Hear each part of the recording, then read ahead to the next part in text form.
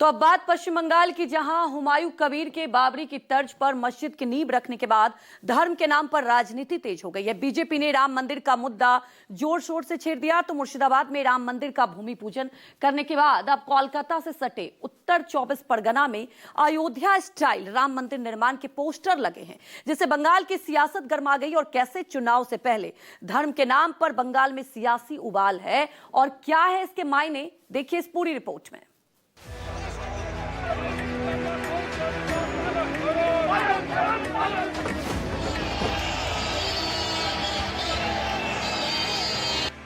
बंगाल में धर्म युद्ध, बाबरी वर्सेस राम मंदिर। पश्चिम बंगाल में धर्म युद्ध छिड़ गया है।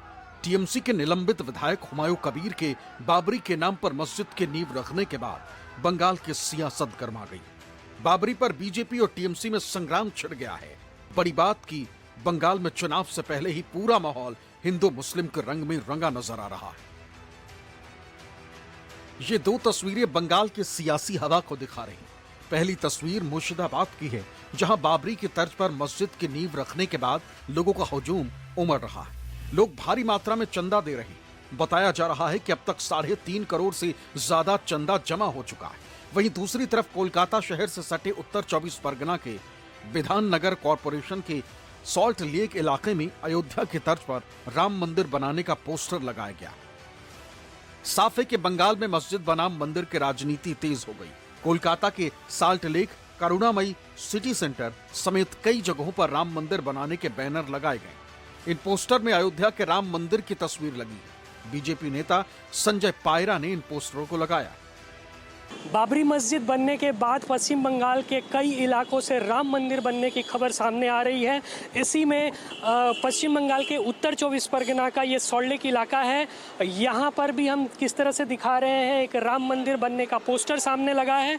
इस पोस्टर के अनुसार सॉल्ट लेक इलाके में भी एक भव्य राम मंदिर बनाया जाएगा। हालांकि इसके जो कर्ता धर्ता हैं उनका यही कहना है कि ये बाबरी मस्जिद के विरोध में नहीं बनाया जा रहा है, लेकिन जिस तरह से बाबरी मस्जिद के शिलान्यास के बाद इस तरह के पोस्टर लगने शुरू हुए हैं, उस तरह से यही समझ आता है कि किस तरह से बाबरी मस्जिद बनने के बाद उत्तर 24 परगना और बंगाल के कई इलाकों में इस तरह के पोस्टर सामने दिखे हैं। उत्तर 24 परगना के विधान नगर कॉरपोरेशन के साल्ट लेक इलाके में राम मंदिर बनाने के कन्वीनर संजय पायरा का दावा है कि 26 मार्च को रामनवमी के दिन मंदिर का शिलान्यास होगा। मंदिर के लिए कम से कम 1 रुपया दान देने की अपील की है। आप बीजेपी पार्टी करते हैं, पार्टी से कोई आश्वासन आया है? पार्टी से कोई नहीं है। ये हिंदू सनातनी का, हम हिंदू सनातनी है। हर हिंदू सनातनी का एक अस्तित्व है और राम हमारा विश्वास है, आस्था है, हमारी परंपरा है, हमारी धरोहर है, हमारा रूट है राम। तो राम मंदिर होगा, इसमें पार्टी का कुछ बात नहीं है। हर लोग, हर हिंदू सनातनी सहयोग करेंगे, निधि देंगे, 1 रुपया करके हम निधि लेंगे हर सनातनी से, हर हिंदू सनातनी से राम मंदिर होगा। और बीजेपी ने कोलकाता ही नहीं बल्कि मुर्शिदाबाद में जिस दिन हुमायूं कबीर ने मस्जिद निर्माण की नींव रखी थी, उसी दिन जवाब में बीजेपी ने मुर्शिदाबाद में ही राम मंदिर का भूमि पूजन किया था। उसकी तस्वीरें भी सामने आ चुकी। बंगाल में बाबरी मस्जिद निर्माण और राम मंदिर को लेकर जो सियासी माहौल बना है, उसका असर जमीन पर भी दिखने लगा है। भारी संख्या में मुस्लिम समुदाय के लोग मुर्शिदाबाद पहुंच रहे हैं। तो जहां मंदिर का निर्माण किया जा रहा है, वहां भी लोगों का जमावड़ा दिख रहा है। ऐसे में वहां लोगों की राय क्या है, ये भी सुन लीजिए। नियता अभी बनाने से अच्छा होगा, इसलिए अभी वो डिसीजन लिया था, इसलिए बनाया। इसका पार्टी का कोई बात नहीं है।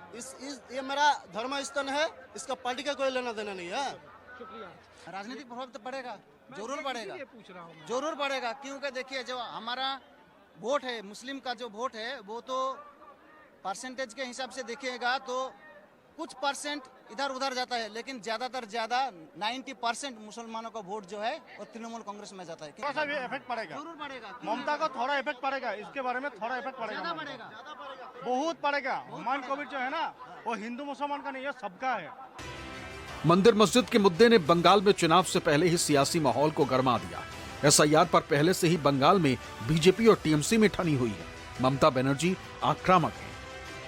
बांग्ला এটা ইউপি নয়, এখানে তোমাদের গদ্দারি চলবে না, এখানে তোমাদের হুকুমও চলবে না, আর এখানে তোমাদের আদেশও চলবে না।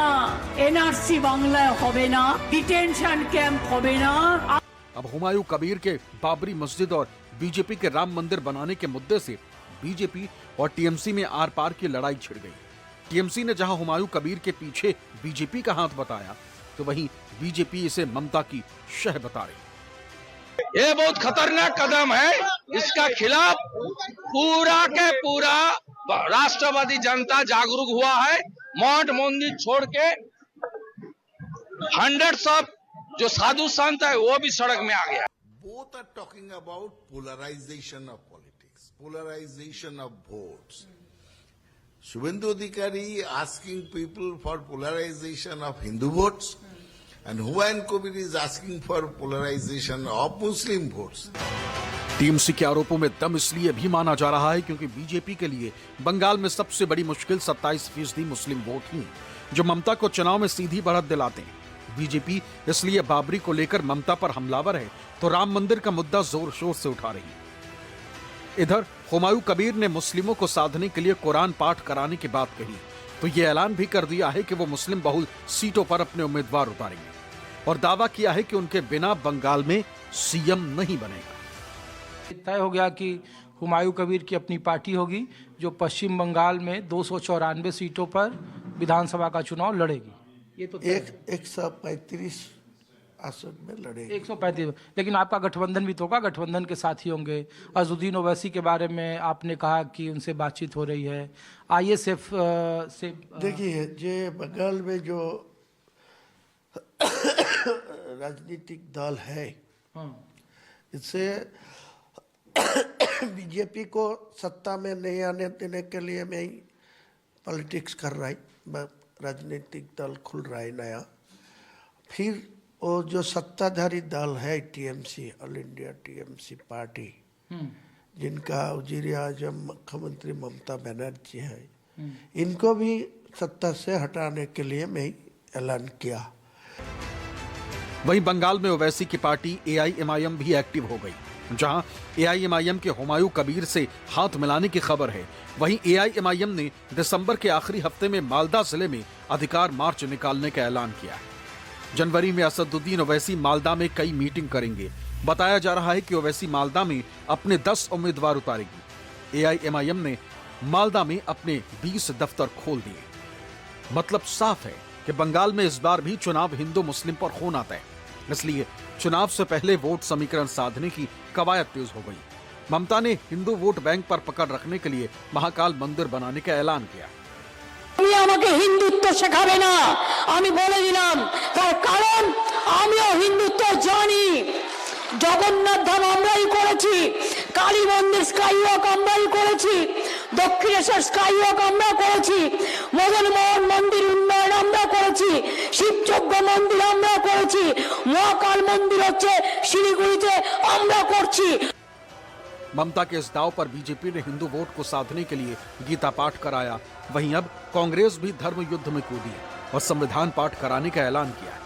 20 दिसंबर को धर्मतल्ला में कांग्रेस संविधान पाठ कराएगी। दिसंबर 1 बजे धर्मतला में रानी रासमणी रोड में ये संविधान पाठ सहस्राधिक कंठ में ये पाठ होगा।